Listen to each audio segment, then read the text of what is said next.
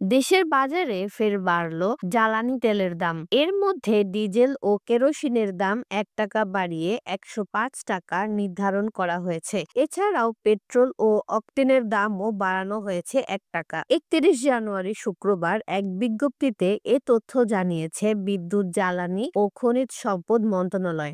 আজ ১ ফেব্রুয়ারি শনিবার থেকে এ দাম কার্যকর হবে। বিজ্ঞপ্তিতে বলা হয়, বিশ্ববাজারে জ্বালানি তেলের মূল্য হ্রাস বা বৃদ্ধির সঙ্গে সামঞ্জস্য রেখে স্বয়ংক্রিয় পদ্ধতিতে দেশে ভোক্তা পর্যায়ে প্রতি মাসে জ্বালানি তেলের মূল্য নির্ধারণের লক্ষ্যে প্রাইসিং ফর্মুলার আলোকে ফেব্রুয়ারি ২০২৫ মাসের জন্য তুলনামূলক সাশ্রয়ী মূল্যে জ্বালানি তেল সরবরাহ নিশ্চিত করতে নতুন দাম নির্ধারণ করা হয়েছে। বিজ্ঞপ্তিতে আরও বলা হয়, ডিজেলের দাম প্রতি লিটার ১০৪ টাকা থেকে ১ টাকা বাড়িয়ে ১০৫ টাকা এবং কেরোসিন ১০৪ টাকা থেকে বাড়িয়ে ১০৫ টাকা সমন্বয় করা হয়েছে। এছাড়াও পেট্রোল ও অকটেনের দাম বাড়ানো হয়েছে ১ টাকা করে। পেট্রোল ও অকটেনের দাম যথাক্রমে নির্ধারণ করা হয়েছে ১২২ টাকা ও ১২৬ টাকা।